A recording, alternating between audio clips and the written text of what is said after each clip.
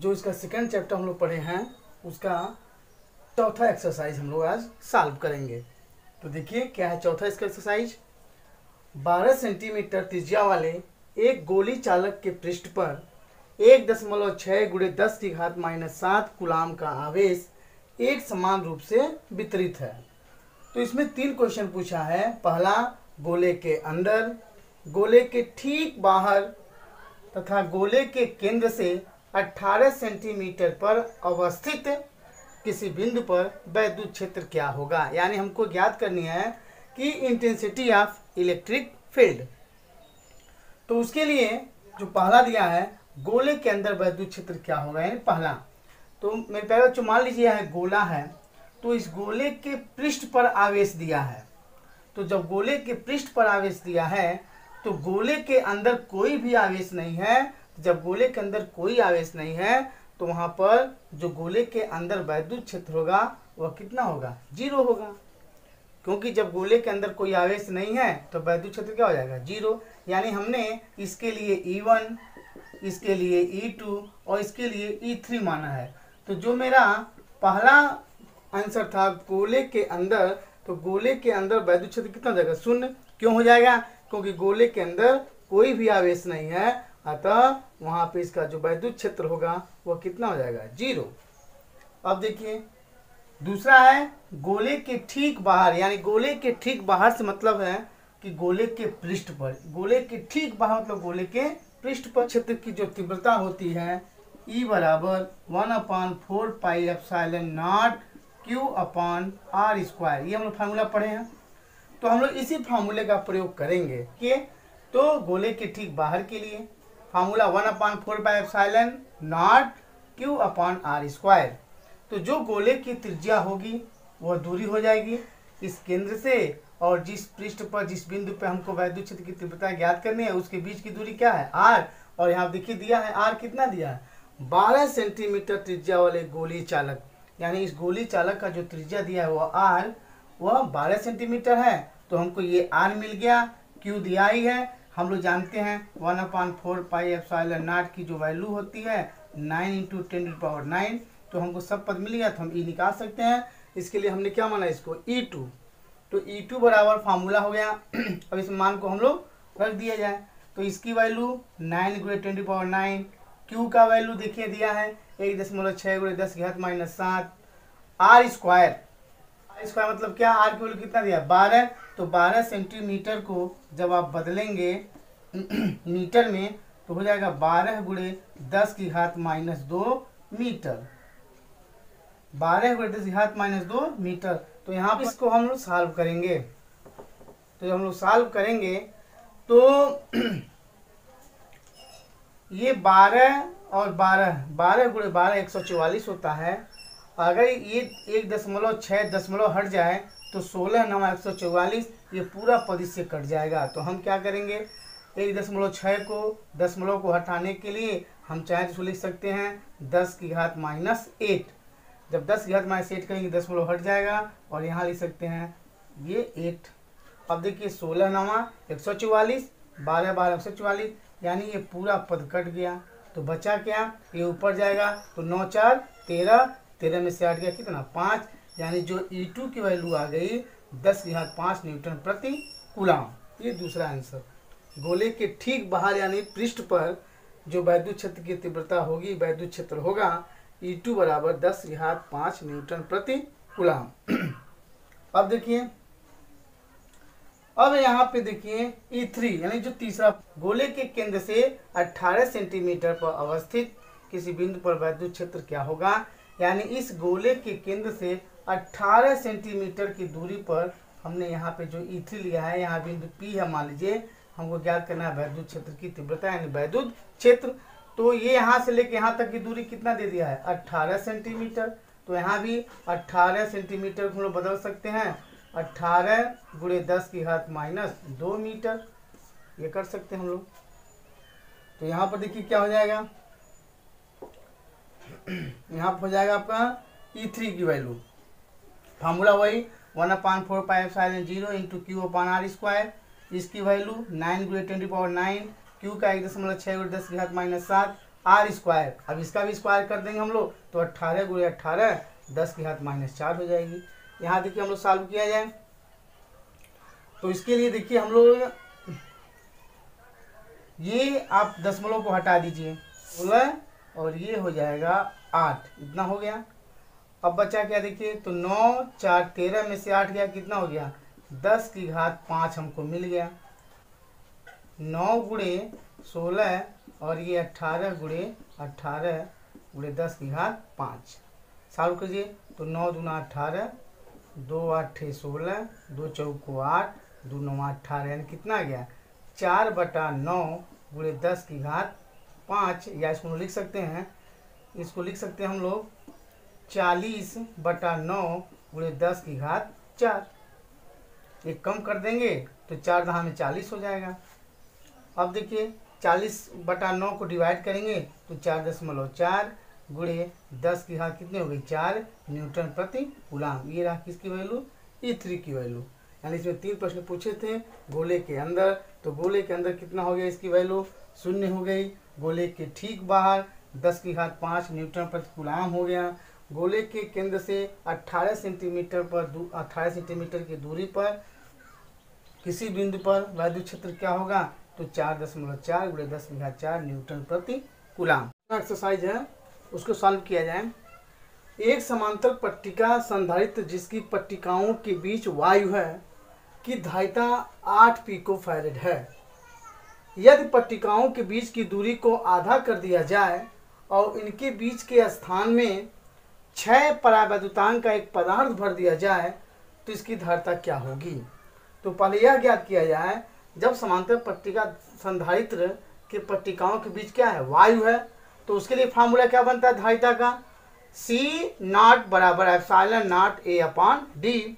यहाँ A क्या है तो उस पट्टिका की एरिया है, D उन पट्टिकाओं के बीच की दूरी है और इनकी जो वैल्यू दे दिया है वह 8 पिकोफैरेड दे दिया है। हमने इक्वेशन नंबर 1 बना दिया।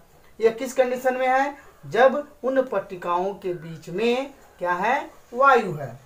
अब देखिए अगले जो प्रश्न में क्या पूछा है कि यदि इनके बीच के स्थान में 6 परावैद्युतांक का एक पदार्थ भर दिया जाए और दूरी को क्या कर दिया जाए आधा कर दिया जाए, तो अब ये जो परावैद्युतांक होता है उसका संकेत क्या होता है के। अब उन पट्टिकाओं के बीच में परावैद्युतांक के आ गया और जो दूरी d थी वह क्या हो गई आधी हो गई d/2। तो इस कंडीशन में परावैद्युतांक पदार्थ के आने और दूरी आधा करने पर धारिता का वैल्यू क्या होगा। आइए पहले फार्मूले को देखा जाए तो C बराबर के आ गया, एप्सिलॉन नॉट A/D की जगह पर d/2 आ गया। तो इस 2 को ऊपर कर दीजिए, यह d/2 है तो ऊपर चला जाएगा तो 2 इंटू के की वैल्यू देखिए कितना दिया है 6, तो 6 आ गया। क्या बचा एप्सिलॉन नॉट A/D, ये अपॉन D। अब देखिए ये इक्वेशन नंबर 2 आ गया। अब epsilon not A/D equation number 1 से देखिए एप्सिलॉन नॉट A/D की वैल्यू कितना दे दिया 8 पिकोफैरेड।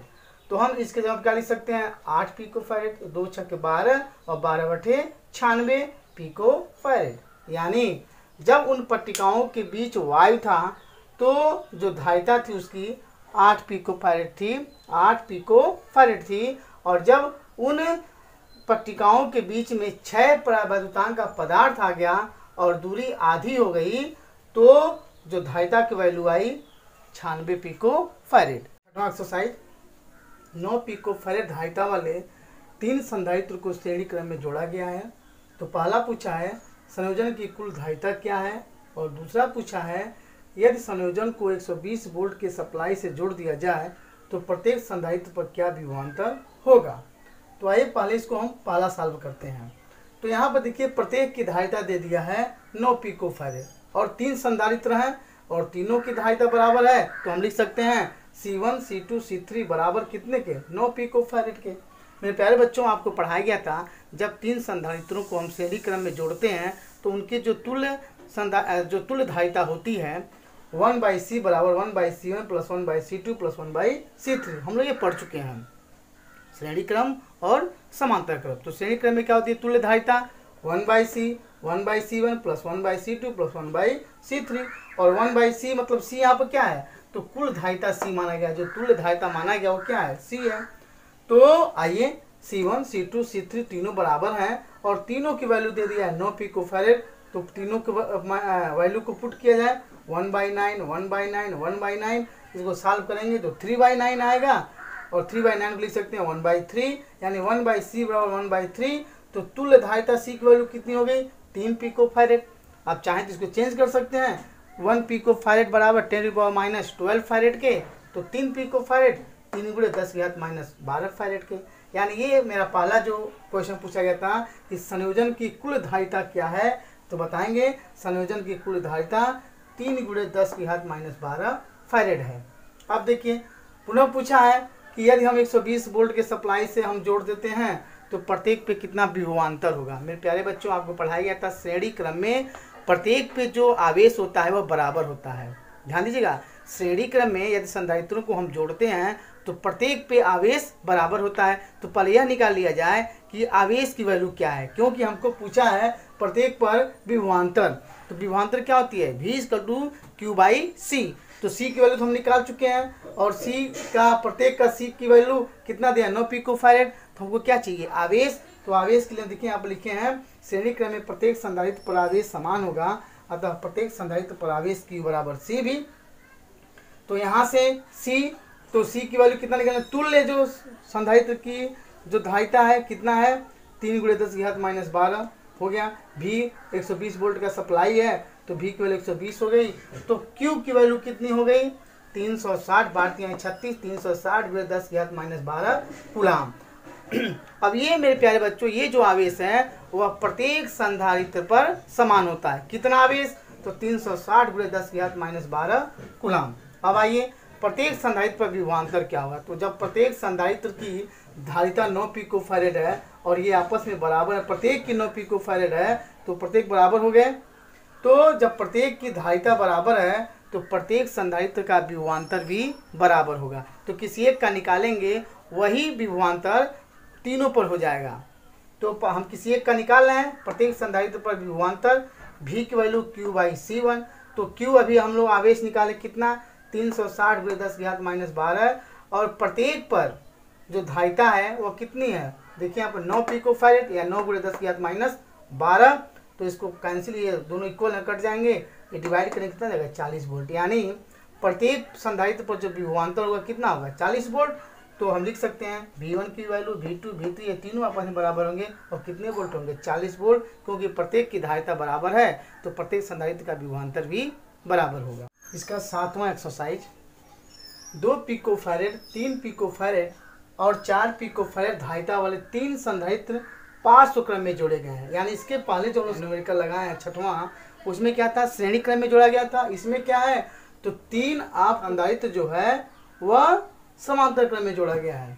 तो पूछा क्या, पहला संयोजन की कुल धारिता क्या है।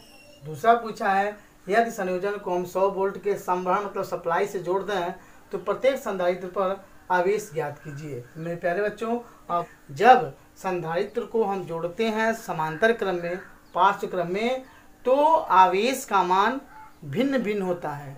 श्रेणी क्रम में बराबर होता है किंतु समांतर क्रम में जो आवेश का मान होता है वह अलग अलग होता है, किंतु प्रत्येक संधारित्र की जो विभवांतर होता है वह बराबर होता है। तो यहाँ पर हम पहले ज्ञात करें संयोजन की कुल धारिता क्या है। तो पार्श्व क्रम में जुड़े संधारित्र की जो कुल धारिता होती है वह अलग अलग संधारित्रों के धारिताओं के योग के बराबर होती है। तो माना कि जो कुल धारिता कितनी है, C है, तो C की वैल्यू क्या होगी, ये तीनों के धारिताओं के योग के बराबर होगी। तो C1 + C2 + C3 और C1 तो C1 2 हो गया, C2 3 और C3 4 हो गया।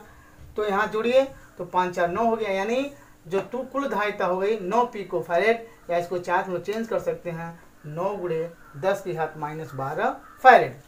अब देखिए दूसरा क्या पूछा है, यदि इस संयोजन को 100 वोल्ट के संभरण यानी सप्लाई से जोड़ दें तो प्रत्येक संधारित्र पर आवेश ज्ञात कीजिए। तो माना कि पहले संधारित्र पर आवेश Q1 है, दूसरे संधारित्र पर आवेश Q2 है और तीसरे संधारित्र पर आवेश Q3 है। तो पहले संधारित्र पर जो आवेश होगा Q1 बराबर क्या होगा C1V। तो C1 की वैल्यू कितनी है 2 पिकोफैरेड।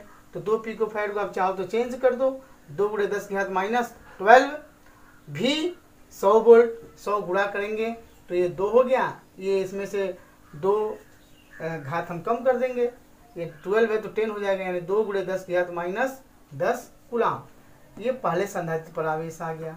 अब देखिए दूसरे संधारित्र पर आवेश Q2 बराबर C2 × V से, तो C2 क्या दिया 3 पिकोफैरेड, या इसको हम लिख सकते हैं 3 × 10⁻12 और V की वैल्यू कितना 100, तो 3 गुणे इसमें से 2 लेस हो जाएगा, 3 × 10⁻10 कूलम। ये रहा Q2। तीसरे संधारित्र पर आवेश Q3 बराबर C3V। C3 वैल्यू कितना दिया 4 पिकोफैरेड, तो 4 × 10⁻12 × V कितना दिया है 100, तो 4 गुणे इसमें से 2 कम हो जाएगा, तो 4 × 10⁻10 कूलम। ये रहा 7वां एक्सरसाइज। इसका 8वां एक्सरसाइज, पट्टिकाओं के बीच वायु वाले एक समांतर पट्टिका संधारित्र की प्रत्येक पट्टिका का क्षेत्रफल 6 × 10⁻³ मीटर स्क्वायर तथा उनके बीच की दूरी 3 mm है, यानी 3 मिलीमीटर है। संधारित्र की धारिता को परिकलित कीजिए, यानी आपको पहले पूछा है संधारित्र की धारिता, और पट्टिकाओं के बीच क्या है वायु, ध्यान दीजिएगा वायु है। तो यदि इस संधारित्र को 100 वोल्ट के संभरण से जोड़ दिया जाए तो संधारित्र की प्रत्येक पट्टिका पर कितना आवेश होगा। यानी 2 चीज पूछा है, एक संधारित्र की धारिता पूछा है और दूसरा प्रत्येक पट्टिका पर कितना आवेश होगा, ये पूछा है।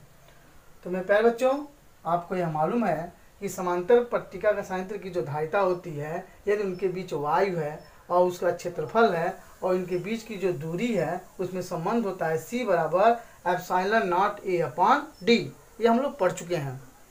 ये तो आपका क्या हो गया वैद्युतशीलता हो गई, ε0 क्या हो गया तो निर्वात की वैद्युतशीलता। ये क्या है तो उस जो पट्टिका लिया गया है प्रत्येक का एरिया हो गया, D उन पट्टिकाओं के बीच की दूरी हो गई।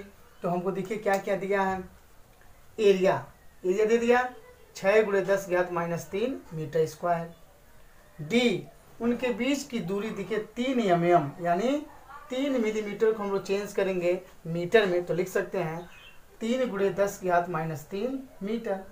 ε0 की जो वैल्यू होती है 8.85 × 10⁻12 कूलम स्क्वायर प्रति न्यूटन मीटर स्क्वायर। अब इन तीनों मानों को इस फार्मूले में पुट किया जाए तो हमको क्या निकल जाएगी संधारित्र की धारिता।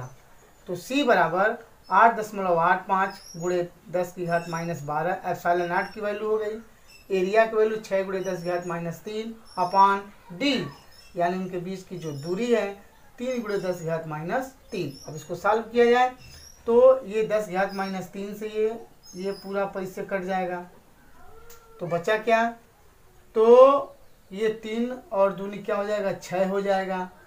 तो 2 का गुणा कर दीजिए, 2 × 5 = 10, 2 × 8 = 16, 17, 2 × 8 = 16, 17, यानी 17.7 × 10⁻12 फैरेड, या ये 10⁻12 है तो उसको हम लिख सकते हैं क्या पिको फैरेड, इसको हम लिख सकते हैं लगभग 18, 17.7 क्या लिख सकते हैं 18, ये हो गया पिको, ये हो गया फैरेड, यानी 18 पिको फैरेड। क्या आ गया हमारा तो समांतर पट्टिका संधारित्र की धारिता C की जो वैल्यू हुई 18 पिको फैरेड, पहला मान निकल गया। फिर पूछा है प्रत्येक पट्टिका पर कितना आवेश है, तो उस आवेश की धारित्र की प्रत्येक पट्टिका पर आवेश, तो Q बराबर CV फार्मूले से, तो C की वैल्यू 18 पिको फैरेड या 18 × 10⁻12, V की वैल्यू देखिए दिया कितना 100 वोल्ट, तो V की वैल्यू 100 हो गई। तो 100 के लिए हम क्या लिख सकते हैं यहाँ पे तो 12 में से 2 कम कर देंगे तो 10 हो जाएगा, और इसको हम लिख सकते हैं 1.8, तो उस 10 में से एक और इसका घात कम हो जाएगा, यानी लिख सकते हैं 1.8 × 10⁻9 कूलम। ये संधारित्र की प्रत्येक पट्टिका पर आवेश हो गया, Q की वैल्यू 1.8 × 10⁻9 कूलम। 9वां एक्सरसाइज, अभ्यास 2.8 में, यानी इसके पहले जो हम लोग न्यूमेरिकल लगाए हैं उस पर आधारित है। ये 2.8 में दिए गए संधारित्र की पट्टिकाओं के बीच यदि 3 mm मोटी अभ्रक की एक शीट जिसका प्रायवैद्युतांक 6 है रख दी जाती है तो स्पष्ट कीजिए कि क्या होगा जब विभव यानी वोल्टेज सप्लाई जुड़ा ही रहेगा और दूसरा यदि हम सप्लाई को हटा लिया जाता है।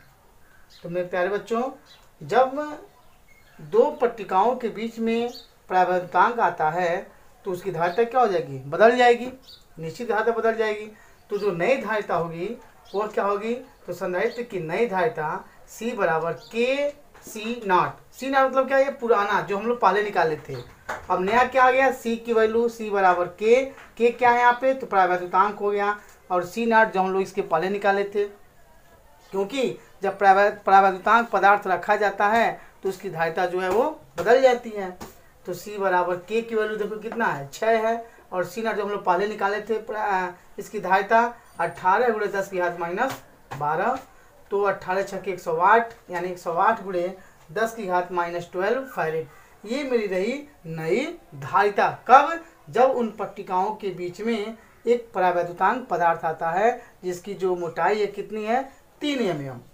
अब आइए, नई धारिता तो हमको मिल गई, ये संवरण जुड़ा यानी जो हम लोग 100 वोल्ट लगा था उसकी जो वोल्टेज 100 थी वह जुड़ा ही है। तो क्या होगा, तो देखिए आवेश हमको नया मिल जाएगा, क्योंकि जब वोल्टेज संवरण 100 वोल्ट रहता है तो नया आवेश, पहले आवेश क्या था 1.8 गुणे 10 की घात माइनस 9 कूलाम।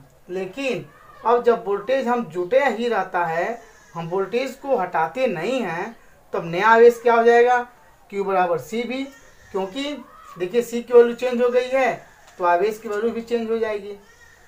तो Q बराबर C की वैल्यू क्या होगी, 108 गुणे 10 की घात माइनस 12, और भी कितना है 100 है। तो ये जो नया हमको आवेश मिल गया 1.08 गुणे 10 की घात माइनस 8 कूलाम।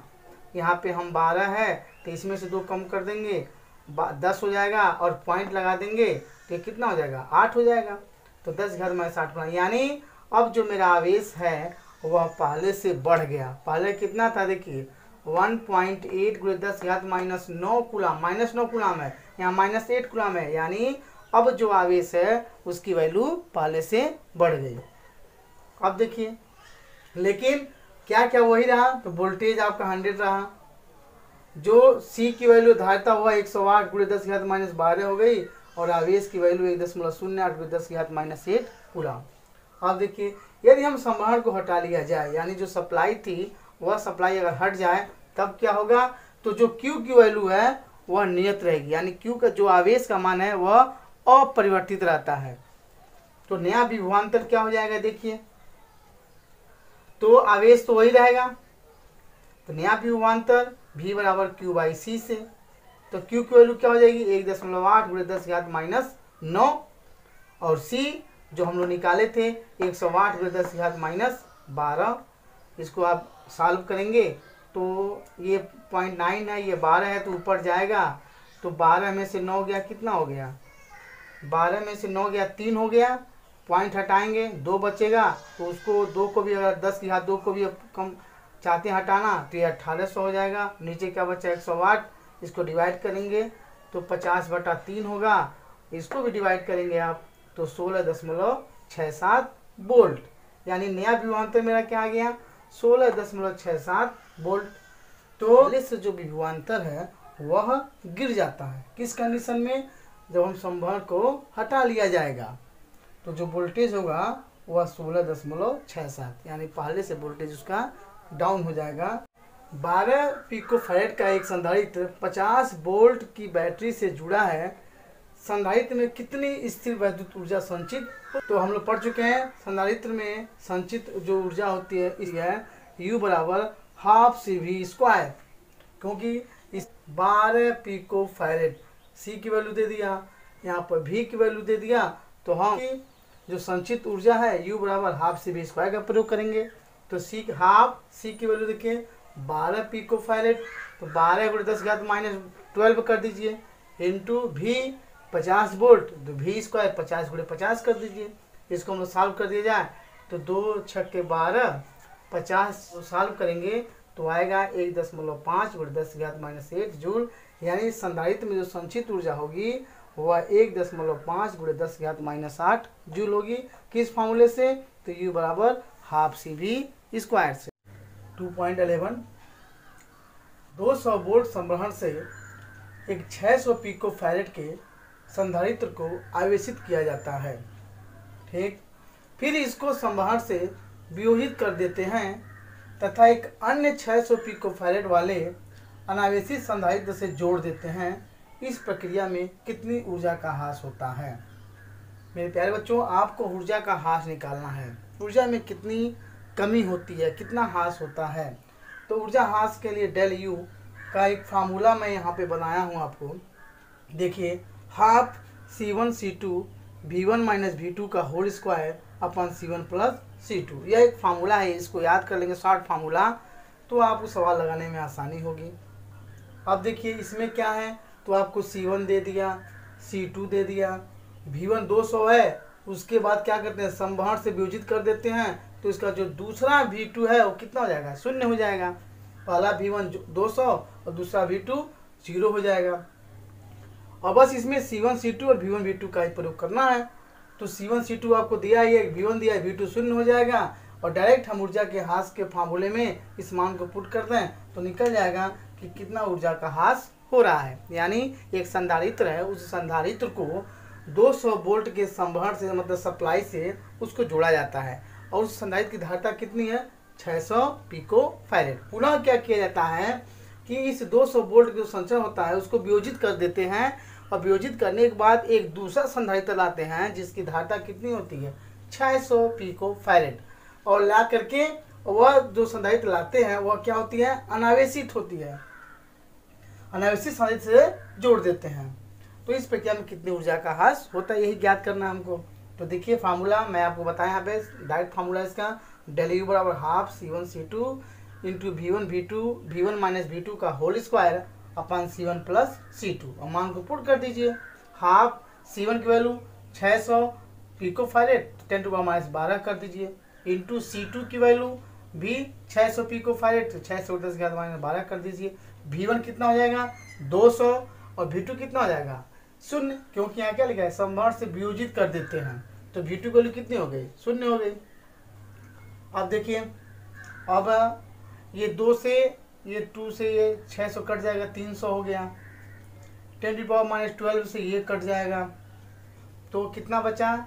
ये 300 हो गया, ये 600 गुणे 10⁻12 इंटू 200 गुणे 200। अब बटे कितना? 600 600 कितना हो गया? 1200। अब इसको और सॉल्व कर दीजिए, तो 4 ये हो गया और 200 को डिवाइड कर दीजिए, 50 हो गया मेरे ख्याल से। अब आप इसको और आसानी से सॉल्व कर सकते हैं।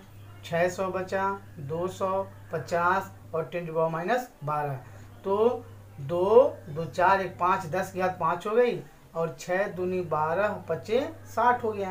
यानी 60 गुणे 10⁻5 गुणे 10⁻12, इसमें से 5 और कम कर देंगे तो हो जाएगी 10⁻7।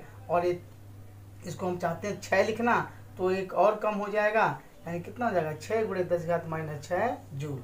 ये मेरी रही ऊर्जा की ह्रास।